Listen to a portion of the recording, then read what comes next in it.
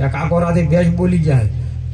અરે કે તમારે શરમ કરવી પડે. આ કાકાનું તો 3 દાડેથી સટકી ગયેલું હોય. મગજ કોઈ કોમ હાલતું નહીં. શું બોલે રાતના દાડે શું બોલે કોઈ ખબર રહેતી. કે કાકા સાચું કે અંબો, કે કાકા તો મારી મારીને તોડી નાખશે કે અંબો. પેલો કે ના પોલીસ ફરિયાદ કરો. પોલીસ આવી તાકડા તાકડે. પોલીસ કે કાકા હળો જેલમાં હોય એને બોલ્યા છો તમે આલો ચમ ના વાયદો.